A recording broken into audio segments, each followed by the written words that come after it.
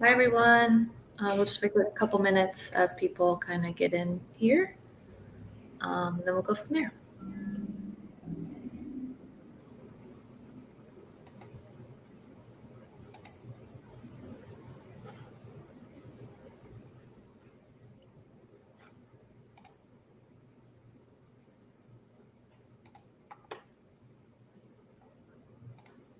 I will just start with a poll today, just kind of asking why you joined us today.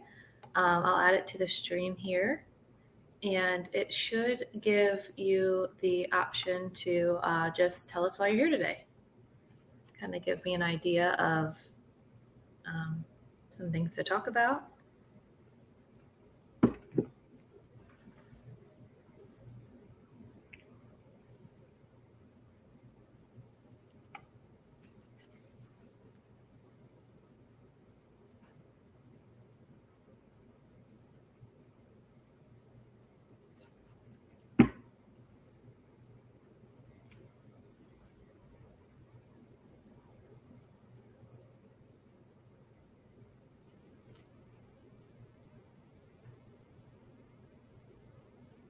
Okay, probably give it one more minute, then we can get started.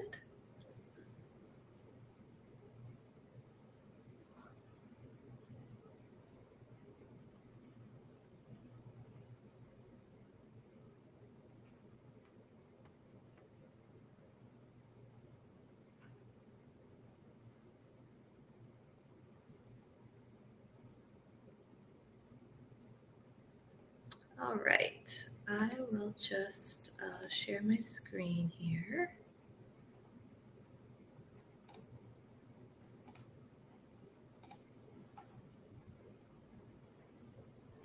And should be.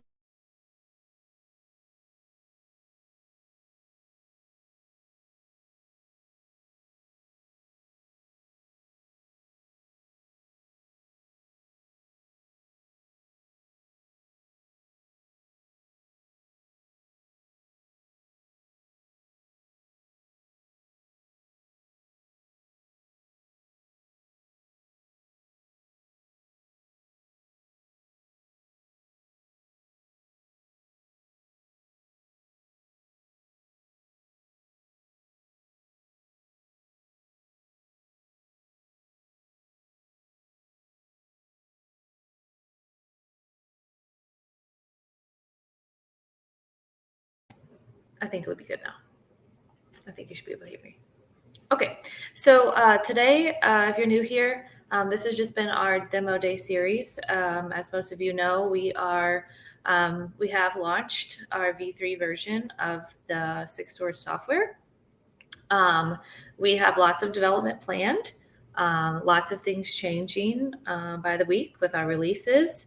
Not huge to where everything's different every week, but just adding things, enhancing things, adding integrations. So lots to come. I'm Jessica. If you don't know me, I'm the VP of Operations here, but I've also done a lot with this version 3 product. We have taken the feedback from a couple years now of our current customers, industry research, all kinds of things to give you V3. We're hoping that we can kind of tie up the best of all the software out there and all into one and make it something that really works for operators. The one thing that I do like to mention all the time is that our aim is to be able to service all operators. I'll go through some of the settings today. I'm going to deep dive into some of the settings. But you'll see there that we've created this product to be able to accommodate any type of operator. And the settings are what allow you to do that. So you'll be able to turn on and off a lot of different things for our V2 customers, even more stuff than you had in V2, to give you even more flexibility for your operations. This is a demo, kind of a testing account that I'm in, so don't mind all of the weird names and stuff. But I'll just kind of go through all of this, or a few topics with you today. And then if you have any questions, feel free to put them in the chat and we will try to get them. Okay, perfect. All right, so again, if you're new or if you've been on a couple of these demos, you've seen some of this stuff, but I'm hoping to kind of deep dive into a couple things that you might have not gone through yet. So for our new people, this is the dashboard. Our plan for the dashboard is to add even more of these widgets. So let's just consider each one of these boxes a widget. And then you'll get to the point where there will be so many widgets that you can just decide what you want on the dashboard. That would be probably anticipated closer to the end of the year, or early next year, but just kind of a idea of where things are headed. One thing about me as well is my parents have been in the self-storage industry for almost 20 years, maybe a couple years shy of 20 years. And I've been working with them for the past 7 years or 8 years. So I've worked at storage facilities. I've been ingrained in this software. I still kind of assist the managers at our storage facilities. So I live and breathe self-storage. My parents didn't really give me a choice. So here I am. But I do love self-storage. It is a very unique industry that has kind of just, made its mark in the past couple of years. I think a lot of the big investment companies kind of realized what they could do with this type of business. And, we've kind of become more known than what self-storage used to be. Okay, so dashboard here. The one thing I wanted to show you real quick also is the reporting section. We continue to build out the reports, so there will be much more to come. But the one thing that I did like to mention that was kind of tied to the dashboard is the favoriting of reports. So in all of these reports, you have the option to favorite them. So if I just go to, I already have the payments favorited, but if I go to the past due report, I can save it or I can favorite it here. And then when I go to the dashboard, it's favorited in the favorite screen. And this is per user. So if you have multiple users in your account, if you have an owner, a manager, whoever you have in here, it's per user. So whatever favorite reports you personally want here will show up. As we navigate across the board here, you just have your different sections. These were designed, again, with operations in mind. So what are we always looking for? What is a manager always going to? What is an owner looking for? So all of that was kind of kept in mind throughout the navigation tab here. So we have the site map, our leads and reservations, the move-in tab, tenants, units, messaging, our rate management module is in production, or it's in development, invoicing and payments, delinquency, reports, and tasks. So all of these, obviously, you can click into the rate management section. Like I said, we're building out, but this will be for vacant and occupied units. So that rate management of automated rate managing, setting up rules and schedules, multiple rules, multiple schedules, whatever you want, for the system to automatically update those tenants' prices, and also send out the notifications on whatever schedule your lien laws require. Our units tab, like I said, I'll go probably through some of this a little bit quickly because I have been through it multiple times on other demos. But if you're new, just to give you a look here at the unit screen, gives you all the information that you could probably want on one screen, which was another one of our goals. We wanted to have as much information on each screen as we possibly could without it being too cluttered or too small, so you don't have to click around all over the place. There obviously are plenty of places that you can click around because you can't quite fit everything, but the main stuff that you want to see should be here on the screen. There's filtering involved, and then bulk action for anything that you need to update or change. So just an example of doing any type of bulk action, you just click it, the bulk action appears, and you have the option to do a bunch of different action items here. The tenant screen has obviously your list of tenants, and it gives you a quick view of their status, their balance, what they're paid through, the next auto pay date if they're on auto pay, if they have any documents to sign, or it'll tell you if those are completed or signed. You can sort here too by first name or last name. I can show you the sitemap real quick. This one is half built out just because it's a UAT environment. And there's, I think, 4,000 units in this account. So, you can have a quick snapshot of your sitemap here. If you want to view more of it, if you have a lot of units, you can zoom in and out. You have the color-coded keys. You can change the unit colors if you want based on their statuses. You can click on them to move in, to add notes. Just lots of options. Not only do we also want to accommodate mostly any type of operator, we also have designed this to be able to work for what is your preference. Some people are visual. They like to use the sitemap. So you can move in from here. You can move in from the move-in button. I think you can move in from the unit screen. Yeah, so multiple spots, just depending on where you're at and how you operate. A lot of people obviously end up kind of using the same path over and over. I find myself in any system that I use, I kind of do the same 5 things all the time. So kind of just works however you want it to work.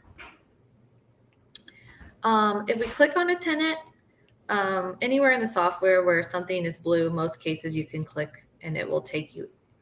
Oh, goodness. Okay. Let me find somebody else. Okay. I don't know what that was. But essentially, this is a tenant profile. If you haven't seen this before, it gives you, this picture needs uploaded, but it gives you these all the information about this tenant. So in this case, Alexander is renting 2 units here. The highlighted darker background unit here is what shows over here. So whichever one that you have highlighted, it will show over here. You have your notes section, email logs, all the typical type of information in the tenant profile, along with the ledger, documents, some preferences when it comes to emails and SMSs. This is helpful. We've added a little bit more here for the option to turn things on and off. Same for never charging the late fee or never locking out the gate. Maybe you have a cousin or a brother or something that you would want to keep that on for. We also have a rate history tab. This will go hand in hand with the rate management. And one thing for anyone who's, well, really our current customers and anybody who's new to our software, this will actually allow you to enter the rate history that you might have from your other software so that you can just pick up where you left off. So that's kind of a nice little, feature that we've added on here.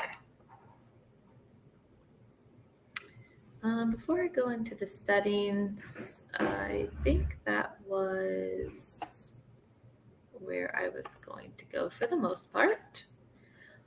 So I'll just go into these settings here and kind of give you an idea of the different options that you have and the flexibility that V3 gives you. So in any given setting, you will have the main category, and then there will be sub-tabs and even subcategories, and just depending on the setting. So in this case, we're looking at the discounts. It tells you the discount plan name. Though all the settings are set up similarly so that there's a snapshot of the setting, and then to actually manipulate the setting, you have to click an edit button. For our V2 customers, this is different in that a lot of the settings in the V2 are kind of on a live screen, which makes it easy to make a mistake, turn things on and off without having to hit save. So we really, I personally like this fly-in situation where you really have to click edit, make the change, and click save for something to change. But here, if you would want to edit a discount plan, you could do that here, or you can add a discount plan. For V2 customers, the discount plans are set up similarly. We did add some discount categories. So you can set up a discount to be only for one of these categories. So if it's just a rent discount or just a fee discount, and that way when you're doing a discount, it won't necessarily be for the whole invoice if you don't want it to be. So just lots of different manipulations of how you want to run your business. There's these discount types too, so you can set up your different plans. The set months is essentially your plans where you're saying get the first month free or the second month 50% off. You would set that up in this type of setting. For the invoice settings, we do offer invoice periods all the way down to daily. A lot of those other competitors don't have a daily option. A lot of self-storage don't typically, necessarily use daily, but we do have some other industries that use our software because it works for them, and sometimes they need a daily option. So you can turn all of these on or off. You do have the option too of having it on or off in the admin portal versus the rental portal. So maybe you want to keep on a quarterly option in the admin portal for if your manager is moving somebody in, but you might not necessarily want to give your an online rental the option to pick. Maybe you only want your online rentals to pick monthly, or you only want them to pick annually. You can have that flexibility here. The invoice recurring, we do have the typical anniversary of first of month and first of month no prorate. We have had some requests to have a first of month no prorate. It's not something that we see a lot, but we did get that suggestion and asked for from one of our current customers, or a handful of our current customers. So we did add that here in V3. Your invoice preferences, there's just some basic preferences here when it comes to invoicing.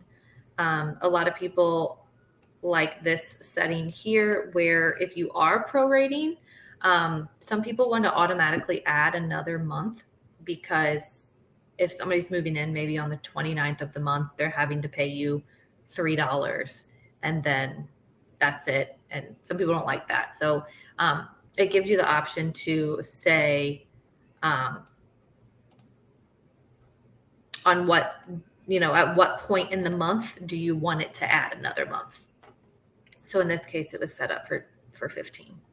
So on the 15th day, if somebody's moving in anytime after the 15th, they would have the prorated amount plus an additional month.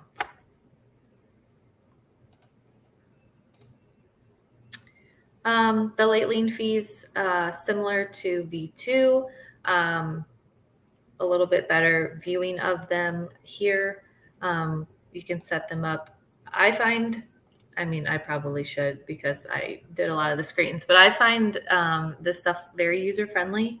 You can kind of walk through exactly what you need. And it's kind of like, again, all on one screen, very, very easy to read and follow.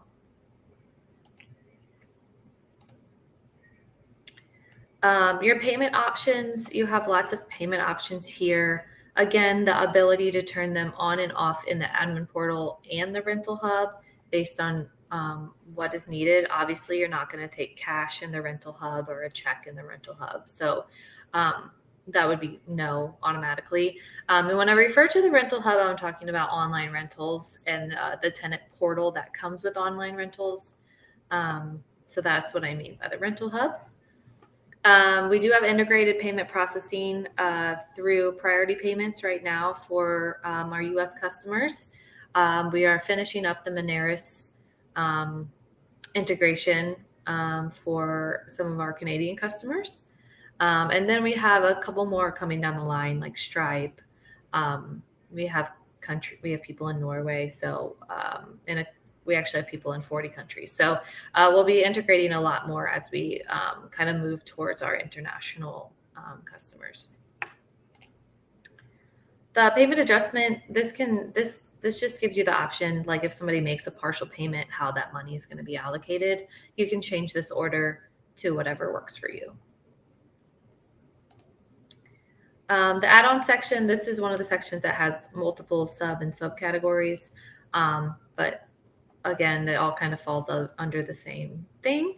So we have our content coverage, our fees, and our merchandise. For content coverage, we might be one of the only software that have moved to calling it content coverage. We did that because in our industry, you have the two options of insurance or tenant protection, and those are different. And we had some feedback that in V2 it was called insurance, and for someone selling tenant protection, in some cases they didn't want to see insurance anywhere. So we changed it to content coverage so that it kind of accommodated for both tenant protection and insurance, and then obviously your plans would determine the rest of that. So you would have a provider set up. In most cases, you would probably have only one or maybe two providers. This is, again, just kind of a testing account. You would set up your plans after that. Again, to edit or add a plan, you have this fly-in screen. So we like to keep the consistency across these settings so that you kind of know what you're getting into every time. So you have the option to add these different content coverage plans. So if you're offering a $5,000 plan or $3,000, however many plans you want to offer, you can do that. And then you have your preferences. So this kind of comes down to being able to essentially configure how your plans work. So in the insurance and the tenant protection world, you have a lot of the plans are mandatory. And what that means is that when any tenant moves in, that facility requires some type of coverage. So they likely offer a plan for the tenant to purchase, but if they don't do that, then they require proof of coverage. So these settings here allow you to decide if you, one, want to offer the plans, or two, if you are requiring some type of proof, are you going to require it at the move-in? They have to do it when they're moving in. Or you can decide that they can add it later. There's an option for that. And then on top of that, like what information you want to collect or don't want to collect for that proof of coverage. We call it own coverage. This would be the same as like them providing proof of coverage. So you kind of have those options there. Okay. The next is the fees and services. So this is separate from the late fees. This would just be normal fees and services. So you have a couple different options here. You have the fixed amount, the percent of rent, and percent of total invoice. This is a change for our V2 customers. For V3, you do have the option to now have your percent as a percent of rent or the total invoice. That was a request that we got as well.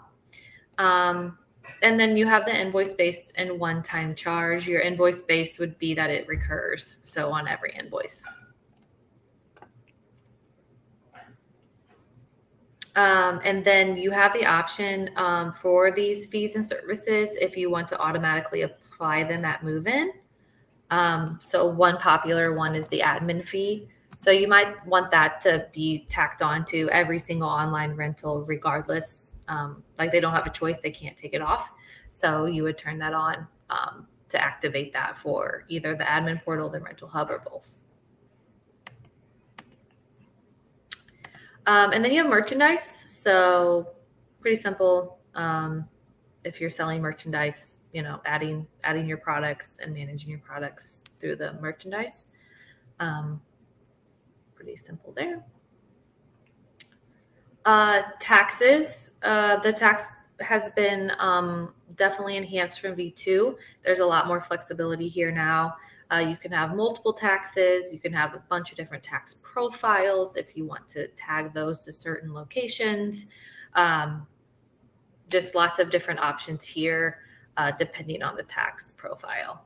It also lets you delineate whether it's a parking or not a parking unit or option. And this has to do with the fact that a lot of states require you to charge tax if someone's parking a vehicle, but not if they're not.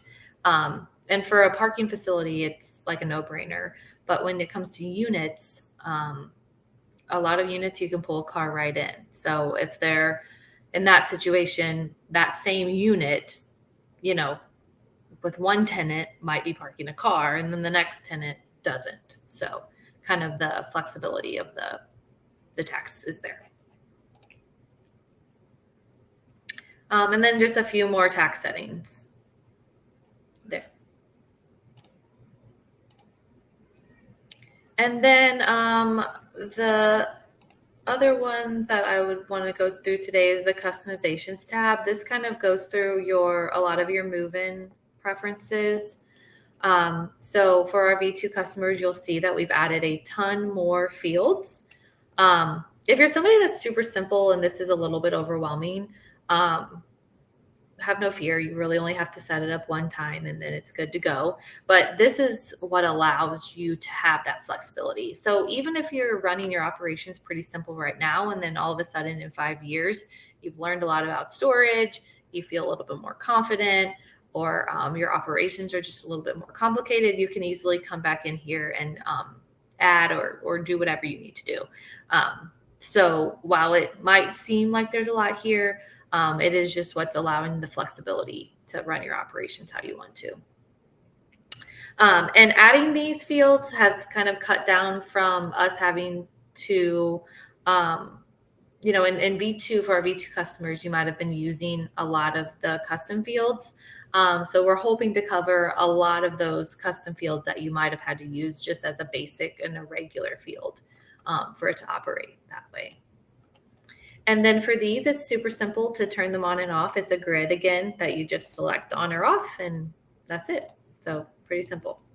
And then you can actually do them all in one tab or in one fly-in.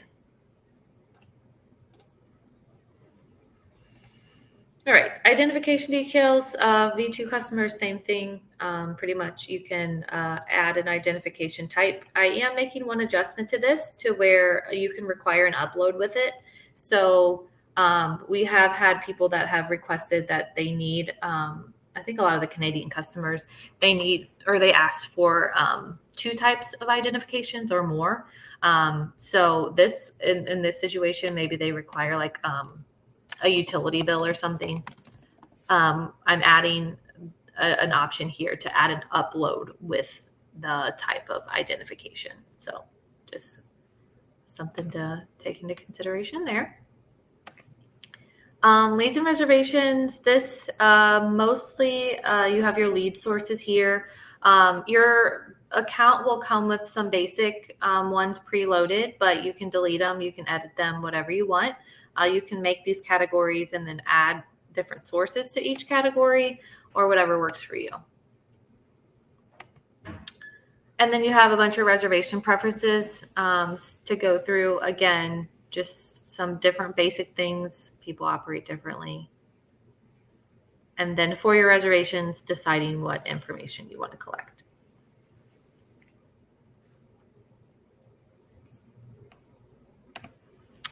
Move outs are just move out reasons right now. Again, you can edit those. Custom fields, if you do need to add a custom field, they're here for you. This is a bad example because we already have military as a standard field.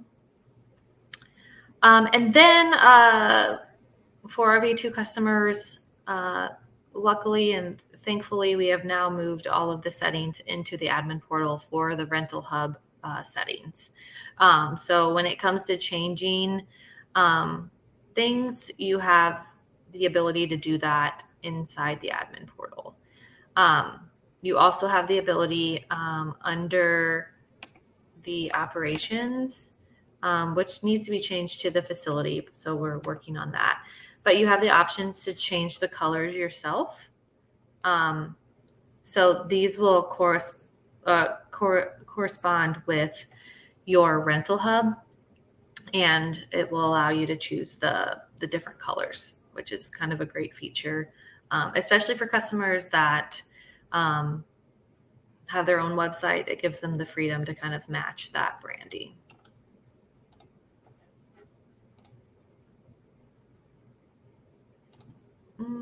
Okay. Access control, right now we just have it set up for a minimum digit requirement. This will probably have more stuff as time goes on, but for now, this is just saying like what your minimum digit requirement is if you have a gate integration.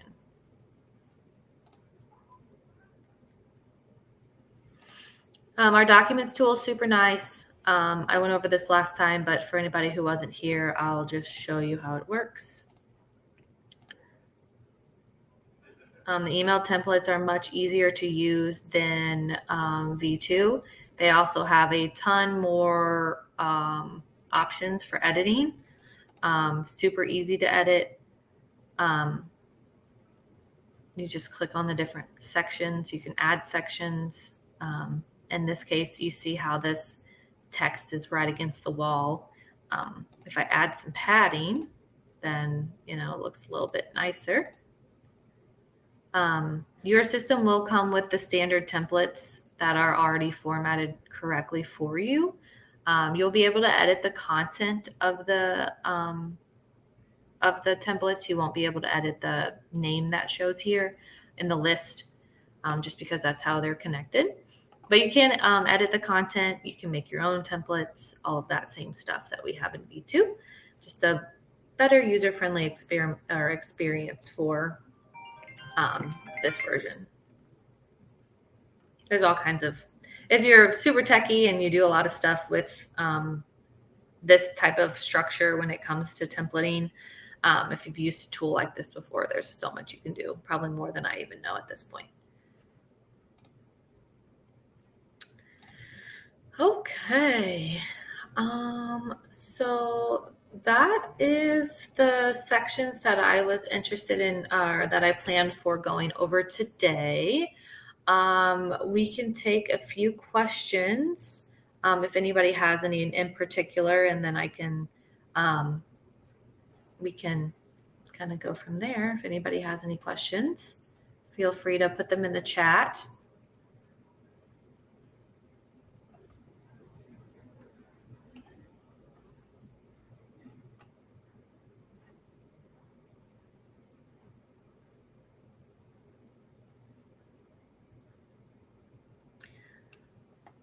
This question was regarding third party. I haven't heard of we do have companies like Safe Move that we are planning to integrate with. I'd have to get more information on. The question was if we have a recommendation for a third party of someone who needs help moving. I haven't. That's not one that I'm super familiar with. So let me get back to you on that one. But I'm sure there's something out there. I know that there's definitely trucking companies. Oh, is it frozen for everybody?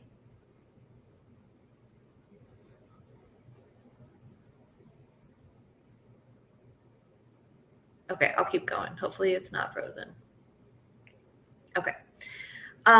Sure. I can, somebody's asking for the move-in, essentially. I can go through that real quick, or at least most of it. So just the move-in fields right here. They're the move-in button. The things that will load are your current tenants.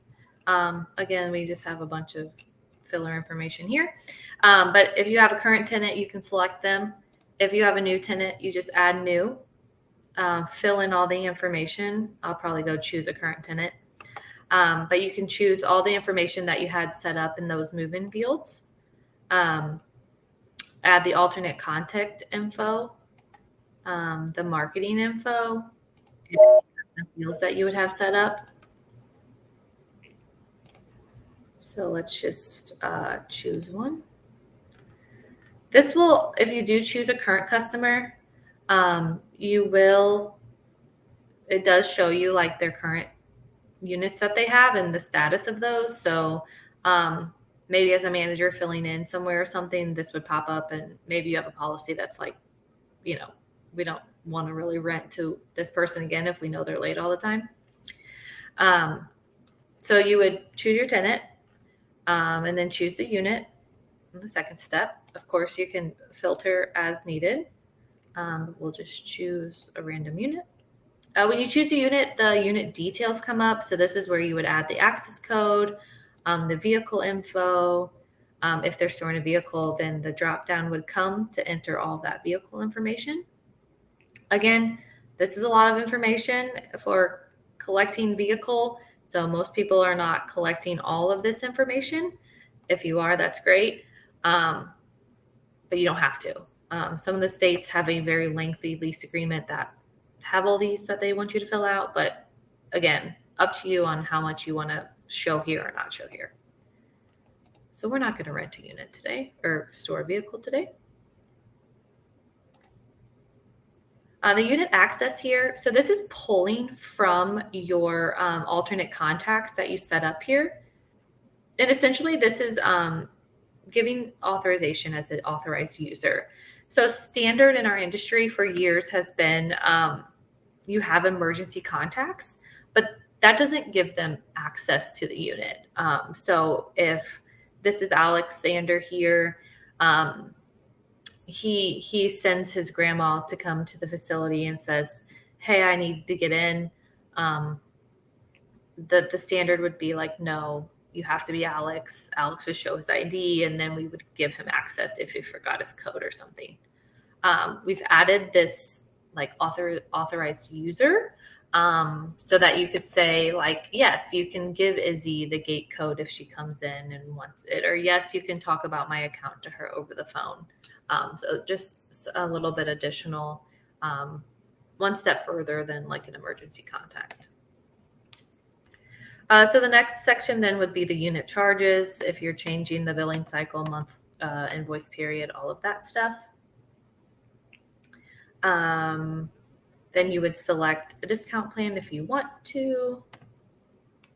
Oops, I didn't select this. So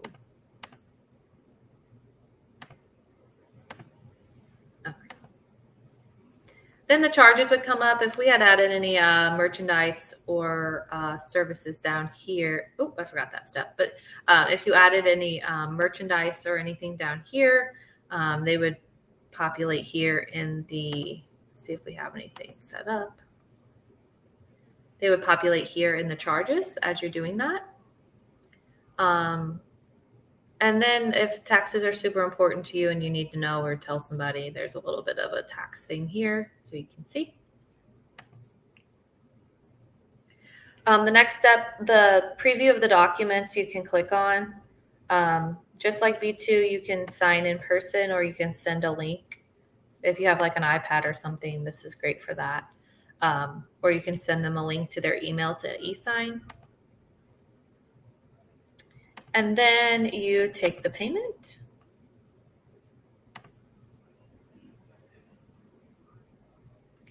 And then at the end of the rental here, it's same as V2 or similar to V2. You have your documents. You can send them the move-in confirmation, text message, and then either exit to the dashboard, I think, or to the tenant profile. Oh no, back to the move-in. Okay. Someone asked if you're able to import tenant info. Yes. So if you are switching from a different company, we have an extensive tenant upload document that you can fill out.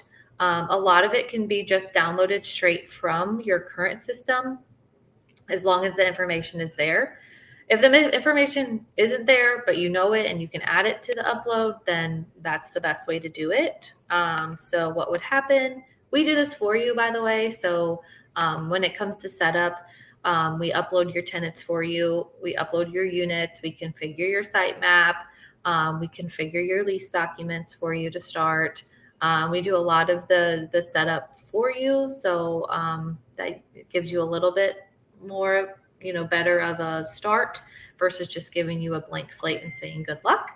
But essentially, let's just see here.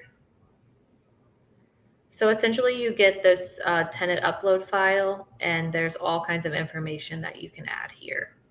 And then it gets just uploaded right into the system, and all of the tenants get created. This also lets you choose add content coverage on the upload and all kinds of things. So a lot more than we could do in V2.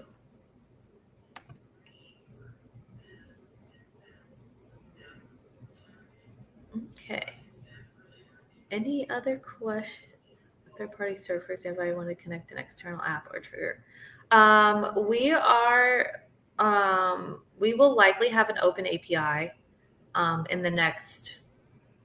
We're working on the logistics of that and how we're going to offer that. So at this time, no, but we are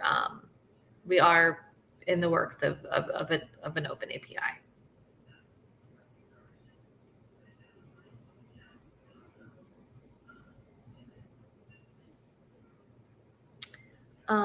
Does the platform have a site audit feature a person can do on mobile devices and not paper audit? We do. We are integrating with a company called Siteware, and it's a facility maintenance platform. I'd have to double check on their mobile, but I believe it is mobile friendly and tablet friendly. So yes, it will integrate into the system. Their whole system does the whole facility maintenance thing when it comes to things that need cleaned. If you're a regional manager and you're doing your monthly audit or whatever you do, it has a ton of features. And I know that they're also continuing to build out their platform as well, just to keep up with their customers' recommendations and suggestions. So yes, we will have that as an integration, the facility maintenance.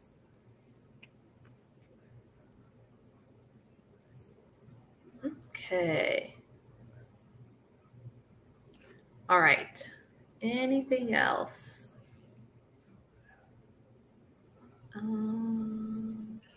Okay.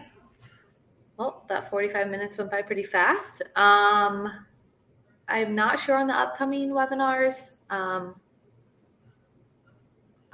sorry, one more question. Will the integration from V2 to V3 be automatic? Or will there be an upgrade required on our part? It will be automatic for our V2 customers.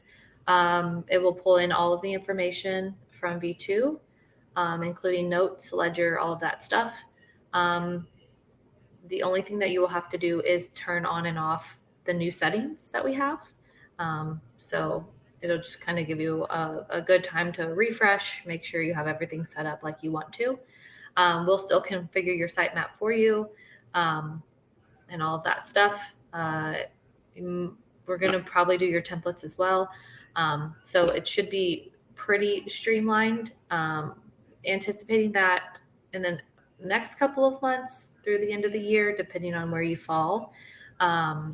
We're just trying to really streamline that. So that's why we didn't start with that.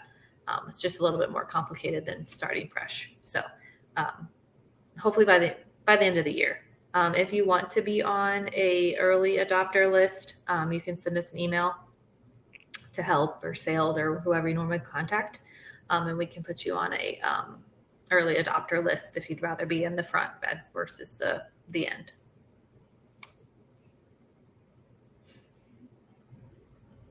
Okay. All right. So like I said, finish. We will have more of these. I don't know when the next one is, but we'll continue to go through these. For our V2 to V3 customers, I will eventually have planned. They won't be demo days. They will be like migration modules for everyone just to hop on when you want to. We'll schedule those probably weekly to hop on. I'll go over lots of all the settings, all the things, so you kind of learn faster than trying to do it on your own as well. So lots coming for new and old customers. We are happy to have you, whether you're new or old. Happy to answer questions for you. We love storage. We are self-storage. We do have a little bit of a unique position that we are using this platform at 3 of our facilities that we have. So we are using it as we develop it versus, sometimes I feel like with the bigger companies, there's sort of a disconnect there. So a little bit something different for us. But other than that, if you do have any follow-up questions that you think of, feel free to reach out to whoever you normally reach out to. If you're new, probably just sales@6storage.com. And then make sure to like and follow us on Facebook, Instagram, LinkedIn, all the places for all of our updates. If you go online, you can sign up for our newsletter. So lots of different ways to keep up with our information. But I hope everybody has a good day, and we'll see you next time.